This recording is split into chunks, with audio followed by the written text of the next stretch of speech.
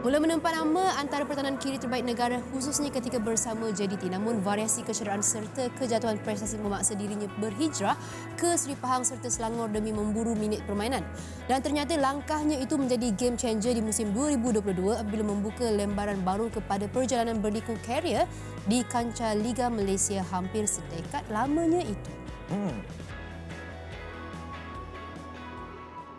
Alhamdulillah sekarang kita sedang buat persiapan yang agak baik.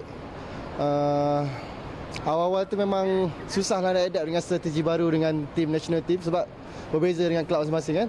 Bila kita kat sini dah selama berminggu-minggu, alhamdulillah semakin serasi lah dan sedia untuk Piala AFF. Walaupun kaya dengan pengalaman, Fazli kekal terbuka dengan perubahan peranan pemain pertahanan bola sepak moden ketika ini. Malah, Fazli berkongsi kepentingan posisi fullback dalam formasi 3-4-3 di bawah panggon. Alhamdulillah, saya memang dah biasa dah defensif. Bila dapat formasi macam ni, mula-mula agak susah lah sebenarnya sebab saya tak biasa main lebih kepada wide kan. Jadi bila dekat sini saya dapat belajar macam-macam lah. Lagi duduk tempat baru macam ni, boleh tambahkan lagi ilmu untuk saya lah untuk saya majukan lagi karier saya. Alright, pastinya tak sabar nak tunggu Piala AFF. Tapi wajib kita menjemput Tuan punya laporan tadi ke studio, Nadi Weekend. Jadi kita nak persilakan ataupun selamat datang kepada Carl Nunes. Carl, silakan. Silakan, Carl. Oh, yang hari Hello, ini, happy weekend. silakan. Yang hari ini berpakaian seperti seorang pengadil. Bukan. Bukan. Ini semangat Ultras.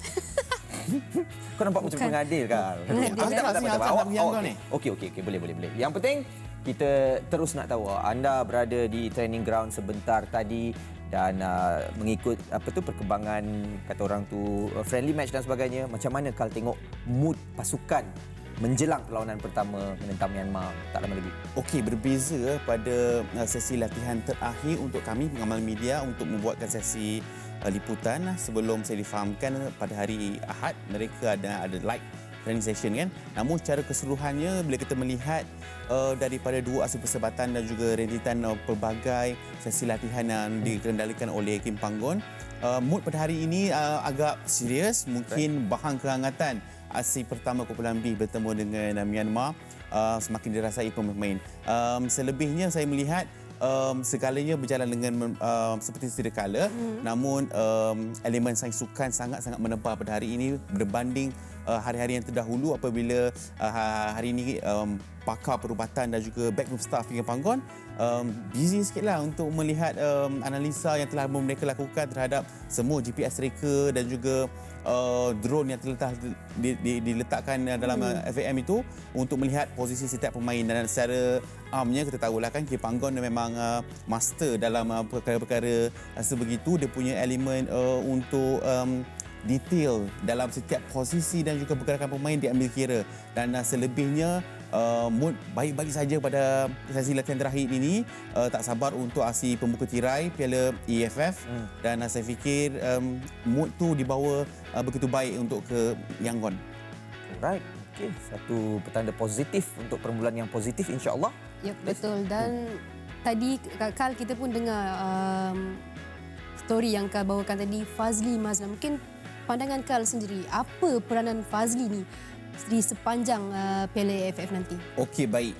Berbicara mengenai Fazli ni kan, beliau tidak diberikan minit permainan pada aksi yang kedua bertemu Maldives, dan namun pada pertemuan yang pertama menentang Kemboja, beliau hadir untuk selaku di bahagian pertahanan kiri skuad negara. Dan beliau ni kaya dengan pengalaman. Sudah pasti ini antara elemen nilai tambah kepada backline Harimau Melaya yang tanpa Dion Cruz. Kita tahu Dion Cruz tidak lapor diri dan terlepas untuk saingan Piala AFF ini. Dan Fazli Mazlan ini berupaya untuk bermain di posisi left back, pertahanan kiri ataupun full back dalam formasi 3-4-3 itu sendiri, ataupun pertahanan tengah di bahagian kiri. 3-4-3 melengkapkan barisan tiga pertahanan yang terakhir itu bersama beliau, Syarul Nazim ataupun Dominic ataupun Quintin Cheng. Barangkali itu antara dia punya flexibility untuk menggunakan khidmat pemain berusia 29 tahun ini yang kita pasti sudah pun dapat orang cakap karisma dan juga knowledge yang tersendiri mengenai rakan-rakan dia yang hadir. Ada kat depan tu dia nampak ada Mukarri Ajmal dan juga Brandon Gan, rakan seperjuangan di Selangor. Ada pula Kuzami PE dan juga Syarul Nazim Afro di bahagian posisi yang sama. So tidak menggusarkan cengatlah melihat daripada apa yang beliau bakal hadapi dalam persaingan Piala AFF ni. Okey. Anda bercerita tentang peranan Fazli sendiri dengan nama-nama yang anda sebut yang menjadi teka-teki di luar sana pada ketika ini sebab eksperimen yang dilakukan dalam dua perlawanan persahabatan ini. Jadi ramai tertanya-tanya siapa yang akan jadi midfielder, siapa bermain di defense, siapa di atas, siapa kesebelasan yang Kal saksikan bakal menggalas tugas di Myanmar, di Yangon. Okey, kita bermula dengan Yangon terlebih dahulu kan. Ada banyak perbezaan pendapat mengenai starting 11 skuad negara, namun saya fikir untuk kita mengimarahkan lagi aksi pertama bulan B ini saya fikir Shihan Azmi, nama-nama seperti Shihan Azmi, Mazam Azmi, dan juga Quentin Cheng, Syamil Izzuan juga melengkapkan barisan terakhir di samping Ruben Tiren. Di bahagian tengah tu memang ada 6 pemain yang berkaliber untuk selaku holding midfielder kan. Brandon Gan dan juga Mukarri Ajmal boleh juga dengan Sud Wilkin ataupun David Rowley. Namun bahagian 3 di hadapan itu memang terang lagi bersuluh jadi milik Darren Lock, Fazal Halim, Miki dan juga Safawi Rashid. Dan pemain-pemain seperti Lita berupaya untuk masuk untuk baki saingan, memberikan satu impak attitude untuk perlawanan menentang Myanmar ini. Dan kita tahu kan di bawah kaki panggung dalam khususnya dua asing terakhir ini, mereka ni sebenarnya menikmati satu fasa peralihan bola sepak moden yang sangat-sangat menakjubkanlah. Apabila tanpa penguasaan bola, mereka akan terus memenangkan penguasaan bola itu kembali. Dan saya fikir Myanmar akan mempunyai satu masa yang sukar untuk dilupakan di laman sendiri. Yakin ya? Yakin, kena yakin. Okey, Kal, bagaimana pula dengan saingan di kumpulan B?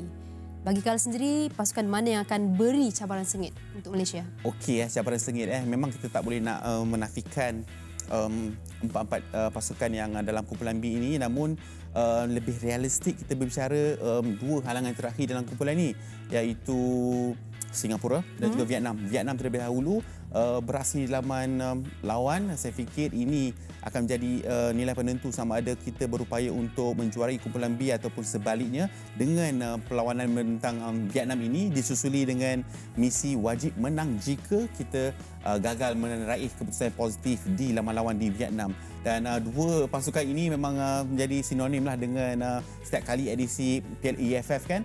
Namun saya fikir dengan pemain yang cetek pengalaman di atas kertas, namun mereka mempunyai satu semangat juang yang tinggi.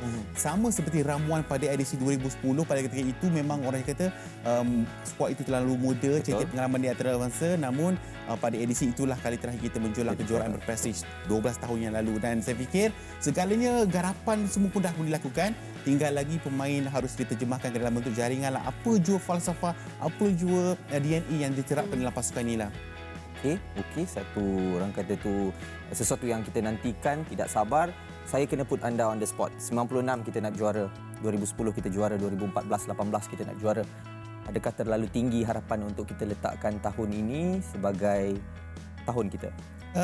Terlalu tinggi itu tidak. Kita tahu kan fanatik bola sepak Malaysia ini saban tahun kita mengharapkan sesuatu. Dan saya fikir dengan lambakan pemain yang cetek pengalaman yang secara amnya kalau kita tengok realistiknya apabila mereka cuba ingin membuktikan sesuatu, mereka harus tidak harus dipandang enteng.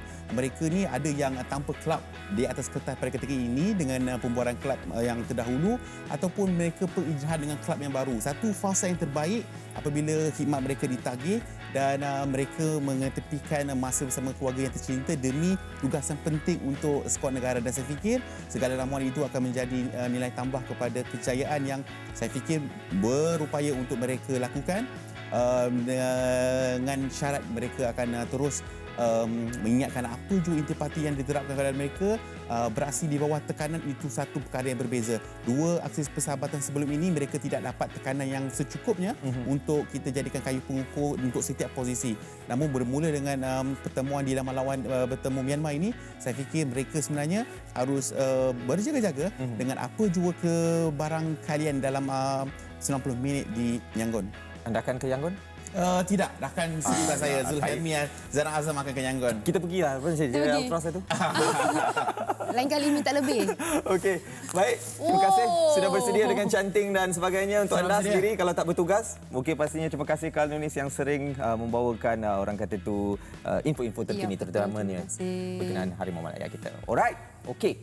Yang pastinya apa next? Selepas ni. Kita ada Selepas sesuatu ni, yang kita ingin bawakan kepada anda, iaitu bingkisan tentunya untuk Piala AFF kita, dan apa kata kita sama-sama saksikan. Kali ini bagaimana Asyari pula mendapat ruang diberikan kepada Safi Saleh, peluang untuk Malaysia dan Safi Saleh. Gol! Dapat lawan. Malaysia are the champions of the ASEAN region. Suzuki Cup 2010 champions are Malaysia.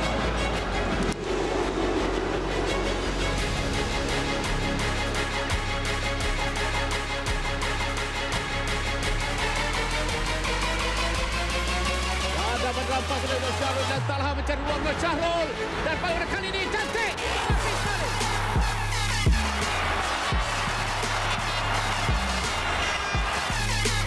Kini, tiba masanya. Demi rencana tidak ada.